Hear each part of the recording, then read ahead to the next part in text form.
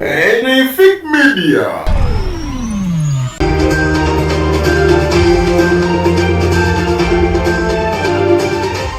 Ronald Alimpa ye yavirako banne okufa anti yatwala enkima mu kukizinga gye batagikirizaayo. Nti bajjajja ne banyiiga. Jeno Muhoozi kaine rugaba kati jeno omujjuvu Dr. Kanokiza Besigyatabuse. Omuvubuka omukwano gwa mususeeko n'atunda ensigo ye bw'atyo nagulira omwana ow'obuwala iPhone 14. Obulamu ye bugende naye ng'omuwala musanyufu.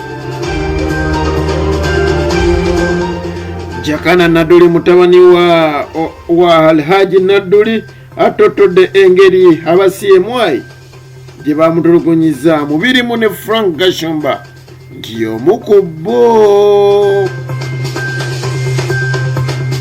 Avuka ba NRM emitooma baagala President Yoweri Kaguta Museveni akomewo mu kalulu ka 2026 ate atukala kati mpaka nkome 2030 ensonga zaabwe nzireeta. Abavubuka bavudde mu mbeera ddala na university ne balwanagana ne police wali eri ku Kingdom Kampala nga batwala ekibaluwa kibakuntumye eri ekitebe kya European Union ku nsonga z'amafuta. Abasooka babakkiriza baneno babakuba batutte njabala mbireeta. Ate bo aba Ebonies batabukidde bakama baabwe bakoye okuzannya emizannyo nga tebasasulwa. Amanyamuziku Alhaji Abdul Nyamishafi kulwanga ogamotagwe nali andi bitundu by'eggwanga ebyenjawulo akansimente bwe kimu kikutambula bunye ne Media gemole gaffe amasu getukuleetera buli lunaku ssaawa zibeera 4 ku TikTok tubeerako n'emitwe ate ku YouTube ne tubeera n'amawulire mu bujjuvu.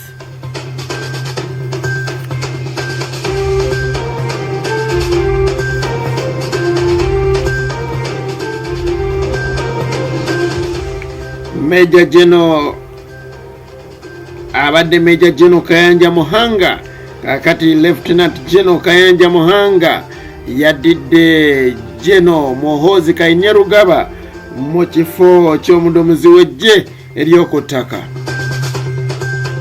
Bino nawe bijjidde oluvannyuma lwa General Yoweri Kaguta Museveni ate okukuza mutabani we General Muhoozi Kainerugaba bw'atyo n'amugja ku ddaala lyabaddeko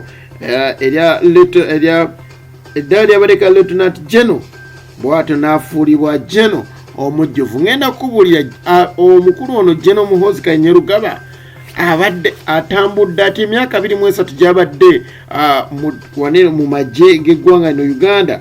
Engeri gye bamukuzizaamu amangu eddala kitegeeza ki? Musajja mubangufu mulungi, musajja mugezi oba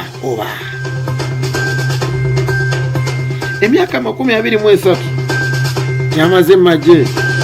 Yasooka n'afuulibwa cadet mu 2011 bw'atyo n'afuulibwa kano mu 2012 n'afuulibwa brigadier general era bw'atyo n'aweebwa n'okukulembera eggye erikuuma omukulembeze w'eggwanga Uganda erimanyiddwa nga SFC oba Special Force Command. Bw'atyo n'asobola okubeera nga ate agikwatamu mu 2017 bw'atyo n'afuna ate n'aweebwa ekyokubeera omuwabuzi wa president ku nsonga ez'enkizo oba presidential advisor on special operations mu 2021 bw'atyo 2021 n'afuulibwa omuduumizi w'eggye ery'oku ttaka era bw'atyo n'aggyibwa ku kifo ekya Major General n'afuulibwa Lieutenant General mu 2022 n'aggyibwa ku kya Lieutenant General kaakati generali omujjuvu. Era ensonga y'okubeera omuduumizi w'eggye ery'oku ttaka wano mu ggwanga era nno kakati ekyo kimuggiddwako. Era wenjogera kakati Lieutenant General Kayanja Muhanga yakulira eggye lino naye nga jjukira nti asigaze ekyokubeera omuwabuzi wa president ku nsonga ez'enkizo oba ze bayita special operations. Kino nno kimufuula okubeera nga akyasobola okubanga ayogera ku nsonga z'ebyobufuzi wadde ng'akyali mu magye anti bye yagambye Kenya mubijjukira ssaawa yonna alumba n'ejjeeri n'ababuulira bamugambe ne waanaabeera.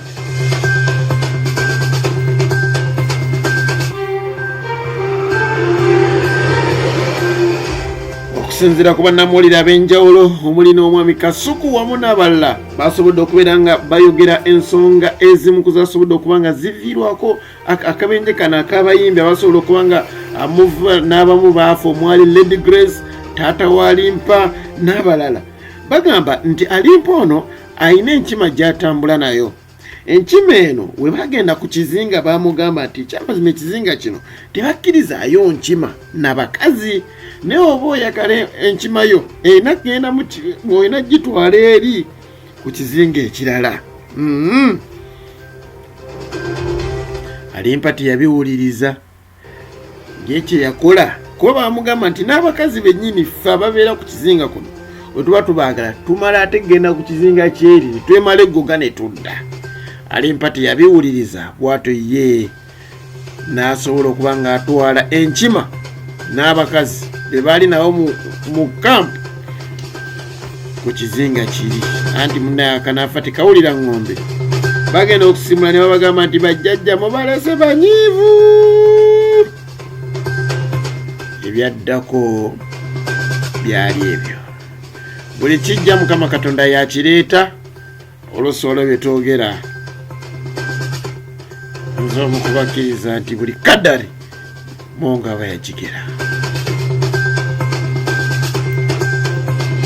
Ye Jakana Naduli asobodde okubeera nga totola engeri abaseemwayi gye basobola okubeera nga bamugjamu bamukwata okuva ewaka avudde n'abeera nga agamba bankwata mu mbeera etaali nnungi kubanga nabeegayirira basobole n'okumpa eddagala lyange nabasanga bali ku geeti yange nesobola ne bannemesa okuyingira kuba nabasaba nti oba kituufu abantumye nga mulina okuntwala munzikirize nfune eddagala lyange kubanga bakannongoosa.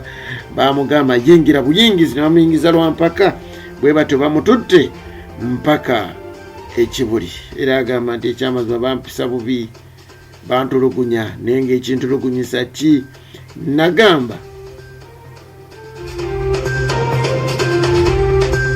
nti mulaba nti abantu basanyukidde okufa kwa Genoto mwene eri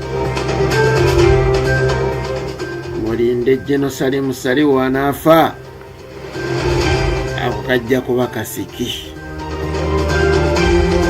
Akati generaali ye omusajja omukulu w'enkofiira yembaga eyo gy'owulira emenya n'ebidaala. Ebigambo ebyo Jakana Naduli yasobodde okubeera ng'abyogera ku mukutu ogumu olunaku olwolwaliro. Yavuddeyo n'agamba nti Frank Kashumba yavaayo n'agamba nti kirabika ffe abasinga ovumirira abavandimwe naye yavuddeyo n'agamba nti abavandimwe ne mu Uganda tebamanyikiddwa twetumanyi Banyarwanda wadde Kashumba agamba nti yeyo omu ku nsonga lwaki bankwata naye mmanyi nsonga zaali ndala si Kashumba. Kashumba tasobola naye ye Kashumba yeewaana kuba ne ku kkooti yaliwo ng'alumiriza nti kyamazima nze yakwata.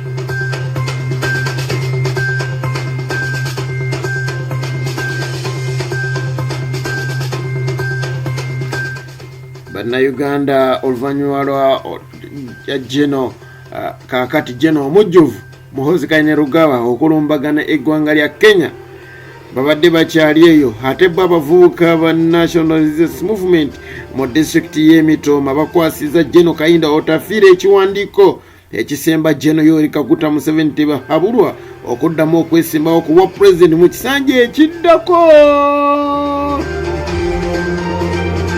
Ku mukolo guno teweerabira nti nno kwe kubadde n'amyuka omukulembeze w'eggwanga Uganda Major Jessica Alupo wamu ne minisita w'ebyokwerinda Honorable Vincent bamulanga Kinsempija olwono baagamba n'akasaali takayina naye abantu ate nga waawe yakwerinda nina akasaali era bonna basobodde okubeera nga bakkanya nti ekyamazima President Museveni bavuka kyebaagala katwale ekiwandiiko eri bakama baffe ate basobole okuba nga bakiisa mutemwera nti n'omulundi guli President Museveni yali tadda naye era abantu ne bamulemerako lwaki temuleka omusajja omukulu ow'enkofiira n'awummulamu bannange naye okemba mwagala akomewo nga yakyali namba 9 mukama amwanguyize ate bo jjukira nti emabegako abavubuka abali era abayizi basobola okubeera nga beekalakaasa eri European Union nga bagamba nti ekyamazima mutusalirawo batya mutulemesa okuba nga tusima amafuta gaffe kyaddaaki ate abayizi jjukira nti abo poliisi yabawa obukuumi era poliisi negamba nti bano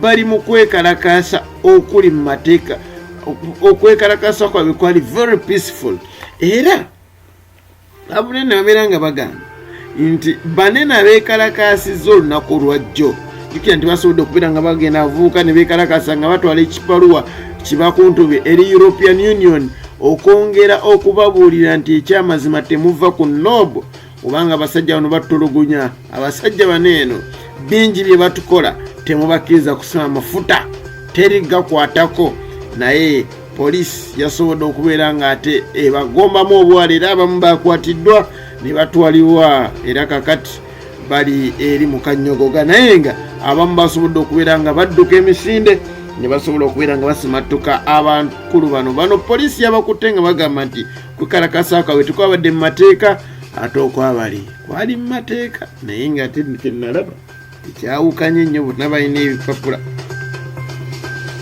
banaffe aba Ebonies batabukidde bakama waabwe nga bagamba nti ekyamazima kati emyezi 3 ate tusasulwa tuli mu mayumba ag'ebbeeyi tetukyasobola kuba ntugasasula olaba tulemerera n'okusasula ennyumba ey'emitwalo 3 nga bafuna sente nnyingi basasula emitwalo 3 renti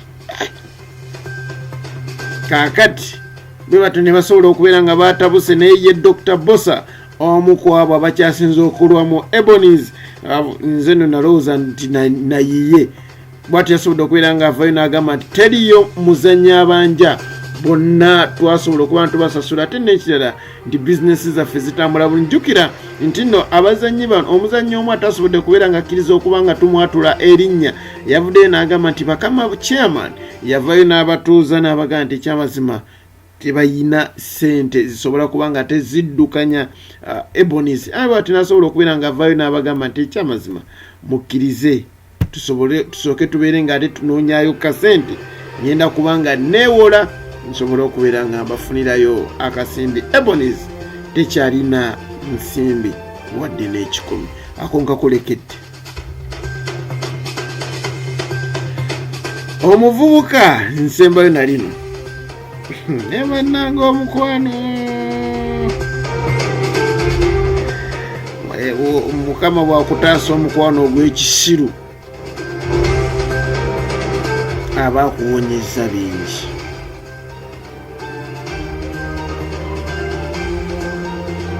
waliwo akayimba oli kyayimba nti wali obaddekaawo noyagala omuntu naye nga takulinako nokola bino nokola biri naye nga tabiraba kakati ono omuvubuka yejjeemu ensigo ye eya right hand side ndowooza ensigo ye mulaba we yatadde plaster yagijjeemu n'asobola okubeera ng'agitunda n'agulamu iPhone 14 Pro Max n'agiwa omwana ow'obuwala asanyusa omuwala naye ng'obulamu bwe buli mu matigga nzikiriza kino kino nkikugambe nti okusinziirako omukulu omu ku social media eyasobodde okubeera ng'abeerawo yagambye nti omuvubuka ono amazeeko ebyewungula yamuyise na Uniport student have just sold his kidney to buy iPhone 14 for his girlfriend. Never nage mukama inze nenzijamu eyange nganji wani